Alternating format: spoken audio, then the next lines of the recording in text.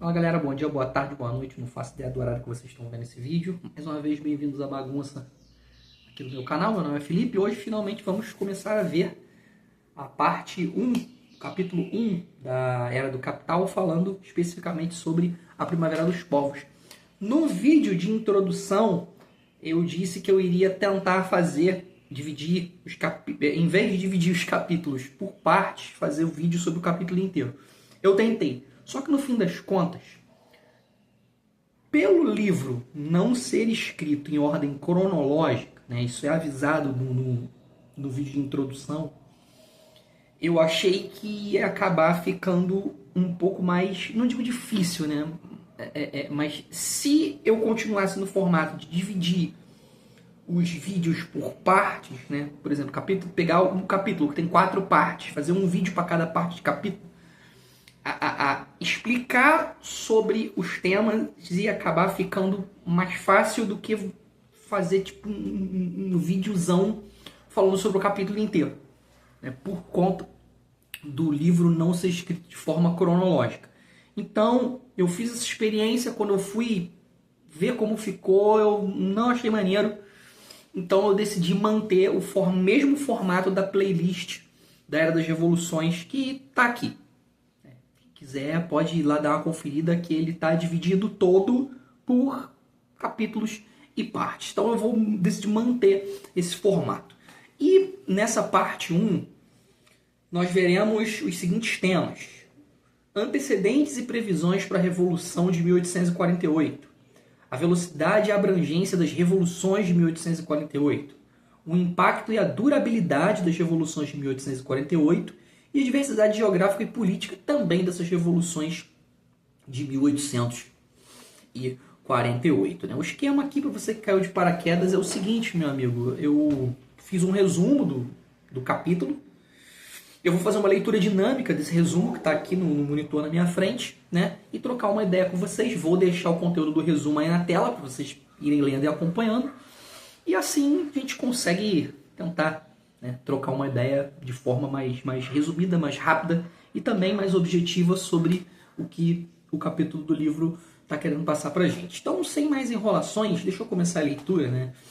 Bom, em 1848, né, Alexis de Tocqueville, era um importante pensador político francês, ele avisou que a Europa estava prestes a passar por uma grande revolução, né, comparando a situação a um vulcão que ia explodir a qualquer momento. Nessa mesma época, Marx e Engels eles estavam divulgando as ideias sobre uma revolução dos trabalhadores através do Manifesto Comunista. Né. Em poucas semanas, uma série de revoltas começou na França e rapidamente se espalhou por toda a Europa. As revoluções de 1848, elas se destacaram pela rapidez e pela maneira como elas atravessaram as fronteiras, né, derrubando governos em vários países até em questão de semanas. Foi uma parada realmente muito rápida. No entanto, essa onda de revoluções ela foi curta. Né? Em 18 meses, né, mais ou menos, né, todos os regimes derrubados foram restaurados, exceto a República da França, né, que conseguiu se manter, né, um pouco afastada dessas mudanças mais radicais. As revoluções de 1848 aconteceram em várias partes da Europa, tanto em países mais desenvolvidos quanto em lugares mais atrasados. Mesmo assim, elas não tiveram muito sucesso a longo prazo. Né? Esses acontecimentos acabaram influenciando a história europeia pelos próximos mais ou menos 25 anos. Né? Foi muito absurdo. E em vez de trazerem uma grande mudança revolucionária, como muitos esperavam, né? 1848 foi mais como o começo de uma nova era, mas não a grande virada, né? que a galera mais radical, que os grandes especuladores, né, imaginavam. A revolução se espalhou pelo centro da Europa, afetando países como França, a Confederação Alemã, o Império Austríaco e a Itália. Né? Porém, ela não chegou nas partes periféricas, né, lugares mais afastados, como a Península Ibérica, Suécia e a Grécia. Alguns lugares eram muito atrasados ou muito industrializados, né, para serem diretamente impactados. Então, ou seja, os lugares que eram considerados muito atrasados e os lugares muito industrializados, os extremos, né, não foram diretamente impactados por essa onda de revoluções. Os países afetados pela revolução eram bem diferentes entre si, né, tanto em tamanho quanto em poder e organização, né, indo da França, né, a pequenos principados alemães. A história e a política dividiam essa área revolucionária em duas partes, com estruturas sociais diferentes, né? Mostrando que, de modo geral, a maioria da população ainda era de camponeses, né? Não de pessoas que viviam nas cidades. No oeste, os camponeses eles eram legalmente livres, enquanto no leste eles ainda tinham um regime de servidão. A classe média no oeste, né, incluía banqueiros, comerciantes e os empresários, enquanto no leste essa classe média era formada por grupos nacionais, né, mais distintos e nobres de menor poder. Na política, a área revolucionária era bem variada, né, não era só na França que estava envolvida. E a discussão não era só sobre questões políticas e sociais. Também eles falavam bastante sobre como esses países seriam e como eles existiriam, né? Tinha muito debate sobre essa questão do nacional, da nacionalidade. Tem vídeo, inclusive, na playlist da Era das Revoluções, que fala especialmente sobre essas questões de nacionalismo e nacionalidade. Na Alemanha, como diz aqui no exemplo, as pessoas estavam discutindo se o país deveria ser todo unido ou dividido em vários estados menores, né, os chamados principados. Já na Itália, a ideia de unir o país, que antes era uma espécie de vários montoados de regiões separadas, né, era mais forte, né, essa ideia de unir essas regiões como um país. Nesses projetos de unificação, havia também povos como os tchecos, que não se sentiam nem alemães nem italianos, mas eles também estavam envolvidos nessas discussões. Várias nações estavam lutando contra o enorme Império dos Habsburgos, né? Esse império era uma espécie de bagunça, entre aspas, né, de diferentes culturas e territórios, incluindo alemães, italianos, tchecos, húngaros, poloneses, romenos, iugoslavos e também outros povos eslavos. É por isso que eu chamei de bagunça. A diversidade de povos e culturas era muito grande naquele território. Todo mundo queria a sua própria liberdade, né? Menos os franceses, que não estavam nessa briga específica, né? A luta deles era outro esquema, né? Foi de lá que saíram as ideias. Por isso, os Habsburgos eles estavam sempre lidando com revoltas e movimentos nacionais, né, querendo se separar, né? Mas tinha um porém nisso aí. Algumas dessas nações achavam que ser parte do Império dos Habsburgos era uma espécie de mal menor. Tipo, era melhor do que ser dominado por nacionalismos mais agressivos, como os alemães, né, ou os próprios húngaros, né, que poderiam ser bem piores aos olhos dessa galera. Os radicais queriam uma república bem centralizada, né, tipo o que rolou na Revolução Francesa. Já os moderados, eles tinham medo da democracia e das revoluções sociais. Então eles preferiam uma abordagem mais cuidadosa, mais cautelosa, por assim dizer. O grande dilema era como formar uma Alemanha ou uma Itália liberal, né?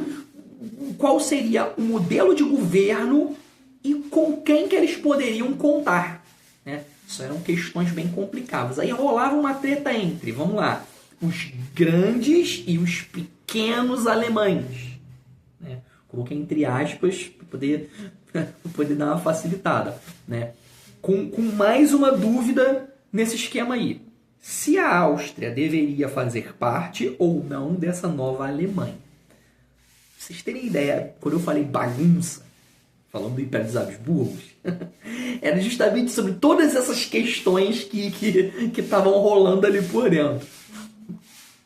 No Império dos Habsburgos, né, os moderados queriam constituições federais que respeitassem várias nacionalidades diferentes, né? Isso só terminou quando o Império caiu em 1918. Né? Enquanto a Revolução rolava em alguns lugares, em outros, o foco era debater constituições, né? Que era também uma coisa muito importante. No Parlamento de Frankfurt, o que era dominado, né, por moderados liberais, principalmente professores e funcionários públicos, né, eram debates mais inteligentes, né? Mas muitas vezes esses debates, né, por mais inteligentes, por mais argumentação que tivesse, acabavam não levando a lugar nenhum.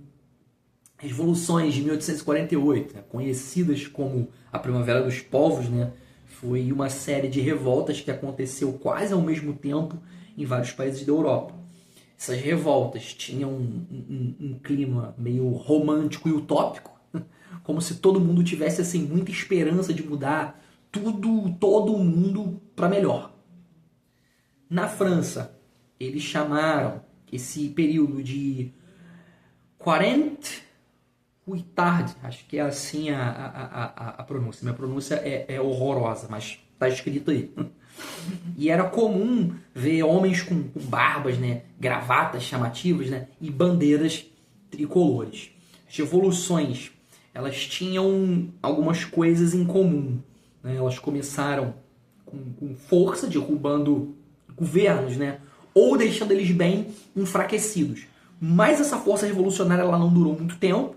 Né? Logo nos primeiros meses, os conservadores começaram a contra-atacar e recuperar o controle. Né? Na França, teve uma eleição em abril que, mesmo elegendo poucos monarquistas, acabou trazendo muitos conservadores para Paris. Esses conservadores eles viam principalmente do campo, onde o pessoal era menos politizado. Né? Mesmo assim, as regiões mais republicanas de esquerda resistiram bastante contra a ideia de acabar com a república, né, no fim das contas. Na Europa Central, o exército dos Habsburgos se reagrupou depois que o imperador fugiu e conseguiu derrotar as rebeliões em Praga, com a ajuda da classe média, que não queria muitas mudanças. A Rússia e a Turquia também elas interviram e acabaram com a revolução nos Principados do Danúbio. Entre o verão e o final do ano, os antigos governos eles voltaram ao poder na Alemanha e também na Áustria, né, suprimindo a revolta em Viena, o que custou muitas vidas. Né? Infelizmente, as coisas resolvidas na base da porrada sempre acaba em perda de vidas. A Prússia retomou o controle, sim, facilmente, e o resto da Alemanha logo se alinhou com os antigos regimes. No inverno, só 2 regiões ainda resistiam à Revolução, né? Partes da Itália e da Hungria. Porém, essas regiões elas foram reconquistadas depois de uma pequena retomada da ação revolucionária na primavera de 1849. Galera, esse foi o resumo da parte 1 do capítulo 1 da Era do Capital.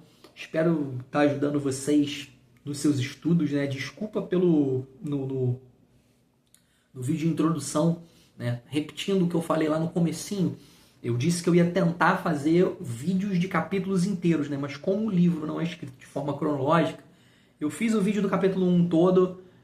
Quando eu fui revisar, eu não achei maneiro, então eu preferi manter ele divididinho por parte, né? Que aí os temas ficam mais tranquilos de se entender, já que os vídeos são um pouco mais curtos, né? Com a ideia principal de ajudar a galera que tem pouco tempo para poder dar uma refrescada na memória. Beleza? Espero que vocês estejam gostando. Tem playlist aí da Era das Revoluções, tem playlist com questões resolvidas, se você curte estudar por questões resolvidas. É isso aí, até a próxima, parte 2 do capítulo 1. Valeu, falou, bons estudos para vocês, rapaziada. Fui!